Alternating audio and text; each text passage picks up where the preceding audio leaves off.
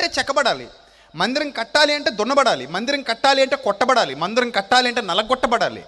అలా నలగొట్టబడిన అందమైన ఆకృతిలోనికి నువ్వు మారితేనే నిన్ను తీసుకెళ్ళి ఏం చేస్తాడు, మహాదేవుని మందిరంలో నిన్ను ఒక పాత్రగా నిలబెట్టి ఉపయోగిస్తాడు, అక్కడ దాకా తీసుకెళ్తాడు. లేకపోతే కుట్టి అవతల పరేస్తాడు, తృణీకరిస్తాడు దేవుడు. నిన్న మనం అదే విన్నాం. ఇక్కడ క్యారెక్టర్స్ చూస్తుంటే చాలా భయంకరమైన పరిస్థితుల్లో వీళ్ళు ఉన్నారట. ఈ హేతువు చేతవారు యూదుల కల్పనా కథలు, సత్యము నుండి తొలగిపోయినట్టు మనుష్యుల కట్టడలు లక్ష్య పెట్టక విశ్వాసం విషయంలో స్వస్థులగు నిమిత్తము వారిని కఠినముగా గద్దింపుము అన్నాడు. సేవకుని ఎందుకు పంపిస్తున్నాడట క్రేతు ప్రాంతానికి?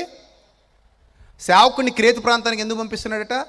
కఠినముగా గద్దిస్తాడట. కఠినముగా గద్దిస్తాడు. ఏ విషయంలో స్వస్థత రావాలట వాళ్ళకి? విశ్వాస విషయంలో స్వస్థత రావాలట. పాయింట్ బాగా అర్థం చేసుకోండి. నిన్న మనం మాట్లాడుకున్నాం విశ్వాస గృహం గురించి. విశ్వాస గృహం అందంగా ఉంటేనే పరలోకం వరకు వెళుతుంది. ఫెయిత్ హోమ్ బాగుండాలి అనేది నిన్న మనం నేర్చుకున్నాం.